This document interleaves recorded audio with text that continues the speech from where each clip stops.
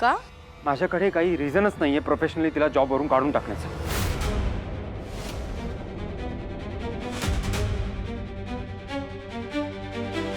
आई बघ, तिच्यामुळे फायदा झाला आपल्याला. मग प्लीज, मी असं नाही करू शकत. ती कंपनीची ॲसेट आहे. 2 ते 3 वेळा तिच्यामुळे कंपनीला नुकसान होता होता वाचले. आत्ता तिला जॉबवरून काढून टाकणं तिच्यावर अन्याय होईल आणि मी असं नाही करू शकत.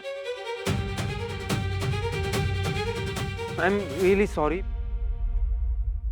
ओके, ठीक आहे, ठीक आहे. तू तिला कामावरून काढू शकत नाहीस, पण आईचा अपमान मात्र झालेला तुला चालतो. Your okay with it. Okay, आता तू ठरवलंस म्हटल्यावर मी काय बोलू शकते की नाही. म्हणजे दादाला आईच्या झालेल्या अपमानापेक्षा त्याचे वर्क एथिक्स जास्त इम्पॉर्टंट वाटतात. It's okay. आता त्यांनी ठरवलंय म्हटल्यावर मान्य करण्यापासून दुसरा पर्यायच नाही आहे माझ्याकडे. प्लीज, माझ्या शब्दाचा चुकीचा अर्थ नको काढूस तू. आई ऐक ना. आई, माझं आसावरीवर ना खरंच खूप प्रेम आहे. म्हणजे आमचं एकमेकांवर प्रेम आहे. आम्हाला लग्न करायचं आहे आणि आम्ही एकमेकांशिवाय नाही राहू शकत. आणि आय नो की तुझं आणि काकींचं म्हणजे तिच्या मम्मीचं पटत नाही आणि फॅमिलीजमध्ये पण क्रॉस आहे. पण आता त्यांना प्रॉब्लेम नाही आहे ना. अरे, मी तुझ्या प्रेमाच्या विरोधात नाहीये बाळा, पण आता मला सांग, तुझ्या आईच्या झालेल्या अपमानापेक्षा तुला तुझं प्रेम महत्वाचं आहे का? तुझ्या आईला होणाऱ्या त्रासापेक्षा तुला तुझे वर्क एथिक्स महत्वाचे आहेत का?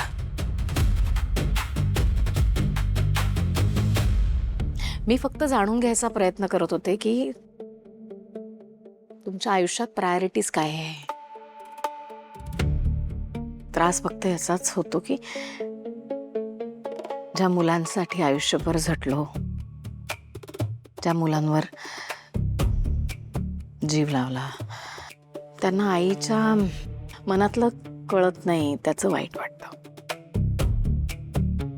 चालतंय, खरं सांगू का, तुम्ही दोघं, तुम्ही तिघं जगात माझं. तुमच्याशिवाय माझं दुसरं कोणी नाहीये. काही पण आता तुमचं जग बदललंय, तुमच्या जगातली माणसं बदलली आहेत. मोठी झाली माझी मुलं, स्वतःचे डिसिजन्स स्वतः घ्यायला लागली. छान आहे, अरे छान आहे. म्हणजे आता काही तुम्हाला आईची तशी गरज नाही. बाहेरचं खाऊन पोट भरलं नसेल तर तेवढं थोडस. आणि तू? माझी एक मैत्रीण आहे नवीन, तिला भेटायला चालले. आता तुमच्या प्रायोरिटीज बदलल्यात म्हटल्यावर मग बाय. आई ऐक ना प्लीज. सॉरी.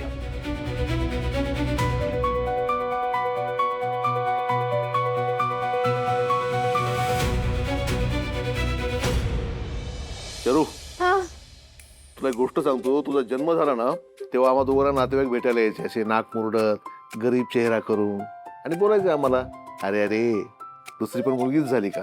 आम्ही काय आपले गप्प बसायचो, काय बोलणार ना. एके दिवशी ना ती कोण ग, हा ती वत्सला काकू आली. तुम्हाला तर माहिती ती कशी येते. हा आधी तिनं गळाच काढला, काय रे सुभाष, तुला दुसरी पण मुलगीच झाली का रे. पण आपलं हे टेडी बिअर पमा, तिने बाबा रुद्र अवतार दाखवला त्या दिवशी. काय बोलली विचार. मग काय तर, ती काकी आली आणि रडायलाच लागली. मग मी बोलली, हे बघा काकी, माझ्या घरी येऊन माझ्या बाळासमोर ना असं रडायचं नाही. मला आणि माझ्या मिस्टरांना खूप आनंद झालाय की आम्हाला मुलगी झाली आणि माझं गोड बाळ ना खूप हुशार होणार, नाव काढणार आणि मोठी होणार बघा. आणि त्या दिवशी पमाच्या तोंडून देवी सरस्वती बोलली,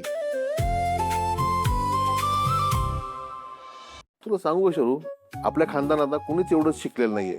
अगं मोठ्या मोठ्या माणसाला बोलणं काय खायचं काम आहे? इंग्रजीचा तर त्याहून संबंध नाही काही. पण खरं सांगू, तू शिकलीस म्हणून तुझ्या धाकट्या बहिणी आहेत ना तुझ्याकडे बघून शिकतायत. पण पप्पा, आम्हाला शिकता यावं म्हणून ताईला तिचं शिक्षण सोडावं लागलं ना. शरू अगं, असं काही नाहीये. काही बोलतेस हा तू. तू हुशार आहेस ना म्हणून हे सगळं होतंय. आणि मी आधीपासूनच हुशार नव्हती. मम्मीला विचार. शरू, खरंच खूप हुशार आहेस. आपण सगळे वाचलो तुझ्यामुळे. बहिणीच्या पुढे ढाल बनून उभी राहिलीस तू. सगळी संकट टळली तुझ्यामुळे. मला 4 मुली झाल्या.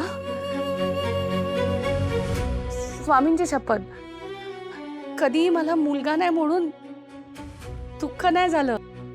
आणि ज्यांना असं वाटतं ना की अरे दुसरी मुलगीच झाली वगैरे, त्यांना मला सांगावं असं वाटतं की मुली आल्या ना घरात सुख आणि समाधान आहे. पम्मा डार्लिंग, तू, पप्पा आणि माझ्या 3 बहिणी, तुम लोग ना मेरे लिए जान हो. तुमच्यासाठी मी काही करेन. आणि हे सगळं मी ना तुमच्याकडूनच शिकले. I love you. ए या ना तुम्ही पण.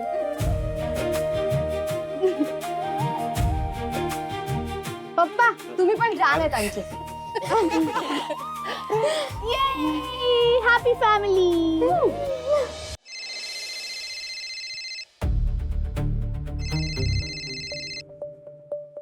हॅलो. हॅलो शर्वरी, मी तेजस्विनी खानोलकर बोलतेय. काकी तुम्ही? हो. काय झालं? तुला सहज फोन नाही करू शकत का मी? नाही म्हणजे हो, पण अगं काही नाही, एवढं टेन्शन घेऊ नकोस. मला की नाही जरा भेटायचं होतं, तुला बोलायचं होतं तुझ्याशी. हा मी येते ना. मी कुठे यायचंय? ऑफिसमध्ये येऊ का आता? छे छे एवढ्या लांब जायची गरज, मी इथेच आहे. फक्त तू घराच्या बाहेर ये तुझ्या. घराबाहेर? थांबले, वाट बघतेय तुझी. हो हो हो आले. ताई लवकर ये ना बाहेर.